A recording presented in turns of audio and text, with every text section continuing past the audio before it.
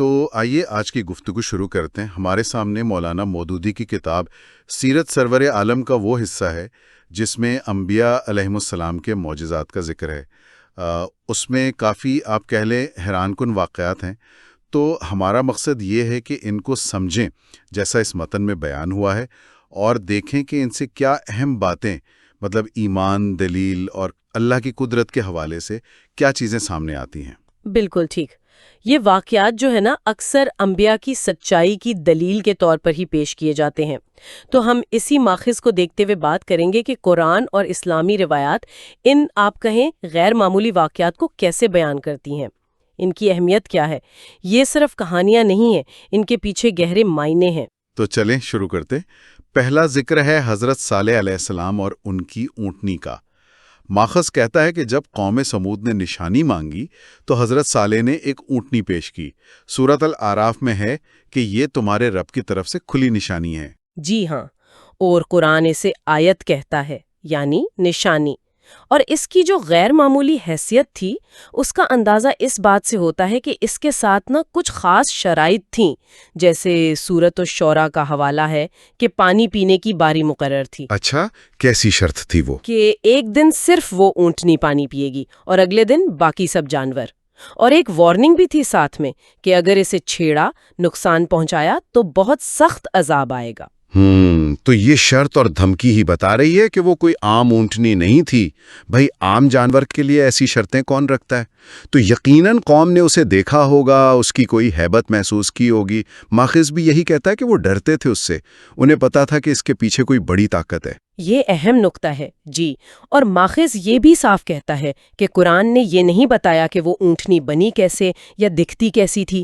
مفسرین نے بہت سی روایتیں لکھی ہیں، لیکن ان کو ماننا ضروری نہیں۔ اصل بات یہ ہے کہ قرآن سے یہ بالکل صاف ہے کہ وہ اونٹنی خود ایک معجزہ تھی، اللہ کی طرف سے ایک کھلی دلیل۔ اچھا، اس سے آگے بڑھیں تو ایک اور بڑا منفرد سا واقعہ ہے۔ ایک شخص کا ذکر ہے، نام واضح نہیں، جو ایک تباہ شدہ بستی سے گزرا۔ جی اسے دیکھ کر سوچنے لگا کہ اللہ اس مردہ بستی کو دوبارہ کیسے زندہ کرے گا؟ تو اللہ نے اسے 100 سال کے لیے موت دے دی اور پھر زندہ کر دیا۔ یہ سورۃ البقرہ میں ہے۔ ہاں، آیت 259۔ اور جب وہ اٹھا تو پوچھا گیا، بھئی کتنا عرصہ سوئے رہے؟ اس نے کہا شاید ایک دن یا دن کا کچھ حصہ۔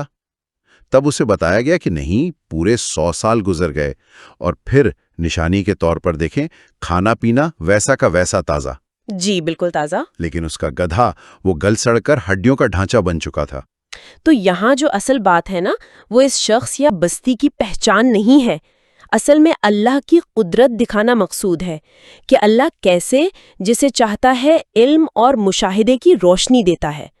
یہ سوال کوئی شک والا نہیں تھا، بلکہ ایک طرح سے آپ کہیں حقیقت کو آنکھوں سے دیکھنے کی خواہش تھی، جیسے انبیاء کو کروایا جاتا ہے۔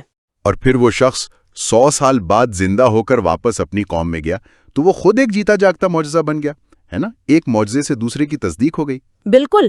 اب آئیے حضرت ایوب علیہ السلام کی طرف۔ ان کا قصہ تو صبر کے حوالے سے بہت مشہور ہے۔ سورۃ صاد میں ذکر ہے کہ انہوں نے اللہ کو پکارا کہ شیطان نے مجھے تکلیف اور اذیت میں ڈال دیا ہے۔ تو جواب میں اللہ نے فرمایا کہ زمین پر پاؤں مارو۔ وہاں سے ٹھنڈے پانی کا چشمہ نکلا اور کہا گیا کہ اسی سے نہاؤ اور پیو۔ ماخذ میں بائبل کا حوالہ بھی ہے کہ ان کا جسم پھوڑوں سے بھرا ہوا تھا، تو یہ چشمہ گویا ان کی بیماری کا ایک معجزاتی علاج تھا۔ جی ہاں، شفا یابی کا موجو۔ اچھا، اب حضرت ابراہیم علیہ السلام کی طرف چلتے ہیں۔ ان سے تو کئی بڑے واقعات جڑیں۔ ایک تو وہ 4 پرندوں کو زندہ کرنے والا۔ انہوں نے اللہ سے درخواست کی تھی کہ مجھے دکھا دے کہ تم مردوں کو کیسے زندہ کرتا ہے۔ یہ سورۃ البقرہ میں۔ اللہ نے پوچھا، کیا تمہیں ایمان نہیں؟ انہوں نے کہا، ایمان تو ہے پر دل کا اطمینان چاہیے۔ تو حکم ملا کہ 4 پرندے لو، انہیں پالو، مانوس کرو، پھر ان کے ٹکڑے کر کے الگ الگ پہاڑیوں پر رکھ دو اور پھر انہیں بلاؤ، وہ دوڑتے ہوئے آ جائیں گے۔ یہاں مقصد صرف ایمان نہیں، بلکہ وہ جسے کہتے ہیں نا عین الیقین، آنکھوں دیکھا یقین۔ جی، دل کا اطمینان۔ پھر دوسرا واقعہ ہے بڑھاپے میں اولاد کی خوشخبری۔ جب فرشتے قوم لوط پر عذاب لانے جا رہے تھے تو پہلے حضرت ابراہیم علیہ السلام کے پاس ٹھہرے اور انہیں اسحاق اور ان کے بعد یعقوب یعنی پوتے کی خوشخبری دی۔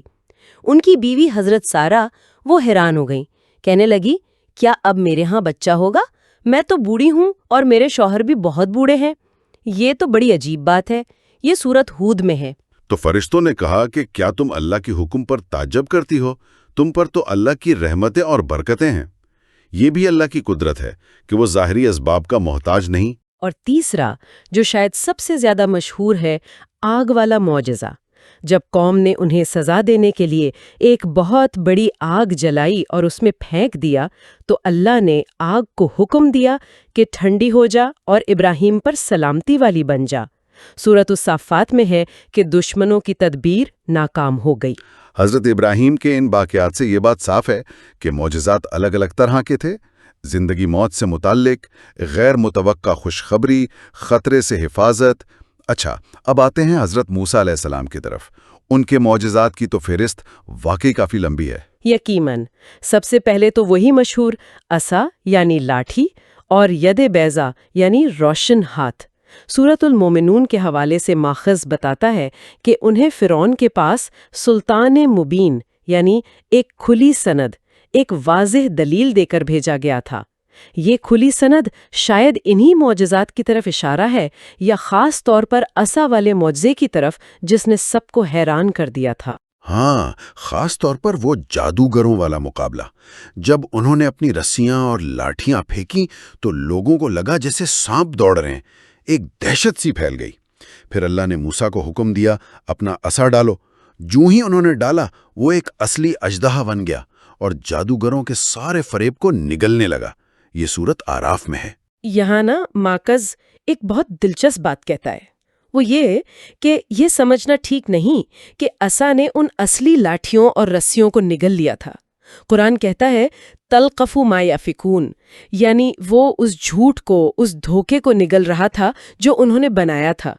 اس کی ایک تشریح یہ کی گئی ہے کہ شاید وہ اژدہا جدھر سے گزرتا تھا وہاں جادو کا اثر ختم ہو جاتا تھا اور وہ ہلتی جلتی چیزیں واپس بے جان لاٹھیاں اور رسیاں بن جاتی تھیں۔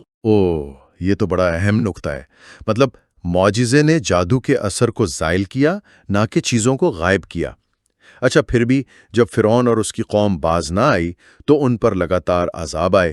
سورت آراف کے حوالے سے قحط سالی، پھلوں کی کمی، پھر طوفان، ٹڈی دل، کمل یعنی جوئیں یا گھن، مینڈک اور خون، یہ نشانیاں الگ الگ آئیں۔ جی، اور ان عذابوں کی نوعیت بھی ایسی تھی کہ وہ تھیں تو قدرتی آفات جیسی، لیکن ان کا ایک خاص وقت پر آنا، صرف فرعونیوں کو پکڑنا اور پھر حضرت موسیٰ کی دعا سے ہٹ جانا، یہ چیز انہیں معجزہ بناتی ہے۔ ماخذ کہتا ہے کہ وہ ہر بار وعدہ کرتے کہ عذاب ہٹ جائے تو ایمان لے آئیں گے، مگر پھر مکر جاتے۔ قرآن کہتا ہے کہ دل تو مان گئے تھے پر ظلم اور تکبر آڑے آیا۔ قرآن میں ایک جگہ 9 کھلی نشانیوں کا بھی ذکر ہے نا، سورت بنی اسرائیل میں۔ حضرت موسیٰ نے فرعون سے کہا بھی تھا کہ تو جانتا ہے کہ یہ نشانیاں اللہ ہی نے نازل کی ہیں۔ جی ہاں، ان 9 نشانیوں میں عام طور پر عصا، ید بیضا اور وہ 5 عذاب، قحط، طوفان، جس کے بارے میں ماخذ میں بائبل کا حوالہ ہے کہ شاید اولوں کا طوفان تھا، ٹڈی، کمل، مینڈک اور خون شامل کیے جاتے ہیں۔ سمندر کا پھٹنا بھی بعض کے نزدیک ان میں شامل ہے یا ایک الگ بڑا معجزہ ہے۔ ہاں، سمندر والا واقعہ تو کمال ہے۔ جب بنی اسرائیل رات کو نکلے، فرعون پیچھے آیا، آگے سمندر، پیچھے لشکر، تو اللہ کے حکم سے موسیٰ علیہ السلام نے عصا مارا سمندر پر۔ سورۃ الشعراء میں ہے کہ سمندر پھٹ گیا اور ہر حصہ ایک بڑے پہاڑ کی طرح کھڑا ہو گیا، کالطود العظیم۔ اور صرف اتنا نہیں، سورۃ طٰہٰ میں مزید تفصیل ہے کہ ان کے لیے سمندر میں طریقاً فی البحر یبسن، یعنی یہ خشک راستہ بن گیا۔ یبسن کا لفظ بڑا اہم ہے، یعنی وہ جگہ فوراً سوکھ گئی۔ ماخذ زور دیتا ہے کہ یہ کوئی عام مد و جزر یا ہوا سے پانی کا ہٹنا نہیں ہو سکتا تھا، کیونکہ ایسے میں پانی دیوار کی طرح کھڑا نہیں ہوتا اور نہ ہی زمین فوراً چلنے کے لائق خشک ہوتی ہے۔ جی، یہ تفصیلات واقعی اس کو بالکل واضح کر دیتی ہیں کہ یہ عام قوانین سے ہٹ کر تھا، اور یہ حالت اتنی دیر رہی کہ پوری قوم گزر گئی، اور پھر فرعون اور اس کا لشکر اسی راستے میں آیا اور غرق ہو گیا۔ پھر جب بنی اسرائیل صحرا میں تھے تو ان کے لیے من و سلوا کا انتظام، یہ بھی ایک معجزہ تھا۔ سورۃ طٰہٰ میں ذکر ہے، ماخذ بائبل کے حوالے سے بتاتا ہے کہ من کوئی سفید سی چیز تھی، دھنیے جیسی، میٹھی، اور سلوا بٹیریں تھیں، اور یہ انہیں 40 سال تک ملتی رہیں۔ یہ بھی تو غیر معمولی بات تھی۔ جی، اور ماخذ کہتا ہے کہ جب وہ فلسطین پہنچ گئے تو یہ سلسلہ رک گیا۔ آج کل بھی کچھ لوگ وہاں ملتی جلتی چیزوں کو من کہتے ہیں، لیکن وہ کثرت اور وہ مسلسل فراہمی وہ ایک خاص دور کی بات تھی۔ اچھا، حضرت موسیٰ کے بعد حضرت سلیمان علیہ السلام کا ذکر ہے۔ اللہ نے انہیں ایک بے مثال بادشاہت دی تھی۔ ان کے معجزات میں ایک یہ تھا کہ وہ پرندوں کی بولیاں سمجھتے تھے۔ سورۃ النمل میں ہے۔ ماخذ کہتا ہے کہ یہ بات بائبل میں تو نہیں پر یہودی روایات میں ہے۔ اور ان کے پاس جنوں، انسانوں اور پرندوں کے لشکر تھے جو بڑے منظم انداز میں چلتے تھے۔ اور وہ ملکہ سبا کا تخت منگوانے والا واقعہ بھی بڑا حیران کن ہے۔ حضرت سلیمان علیہ السلام نے پوچھا، کون لا سکتا ہے اسے؟ ایک طاقتور جن نے کہا، میں آپ کے دربار ختم ہونے سے پہلے لے آؤں گا۔ لیکن اس سے بھی جلدی ایک ایسا شخص جس کے پاس کتاب کا علم تھا، اس نے کہا، میں آپ کی پلک جھپکنے سے پہلے اسے لا سکتا ہوں۔ اور واقعی آن واہ میں تخت وہاں موجود تھا۔ اس سے اندازہ ہوتا ہے کہ حضرت سلیمان علیہ السلام کو کیسے غیر معمولی اختیارات ملے ہوئے تھے۔ پھر حضرت یونس علیہ السلام کا واقعہ ہے۔ وہ اپنی قوم سے ناراض ہو کر چلے گئے، کشتی میں سوار ہوئے، قرآن اندازی ہوئی، نام ان کا نکلا، سمندر میں پھینک دیے گئے اور ایک بڑی مچھلی نے نگل لیا۔ یہ سورۃ الصافات میں ہے۔ قرآن کہتا ہے کہ اگر وہ اللہ کی تسبیح نہ کرتے تو قیامت تک مچھلی کے پیٹ میں ہی رہتے۔ آخر اللہ نے انہیں ایک چٹیال میدان میں ڈالا، وہ بیمار تھے اور اللہ نے ان پر ایک بیل والا درخت اگا دیا، سایہ دار۔ روایات میں کدو کا ذکر ہے۔ یہ ان کی جان بچانے اور صحت بحال کرنے کا موزانہ انتظام تھا۔ اور آخر میں حضرت زکریا علیہ السلام، انہوں نے بڑھاپے میں اولاد کی دعا کی۔ اللہ نے یحییٰ کی خوشخبری دی اور یہ بھی فرمایا کہ اس نام کا کوئی پہلے پیدا نہیں ہوا۔ یہ سورت مریم میں ہے۔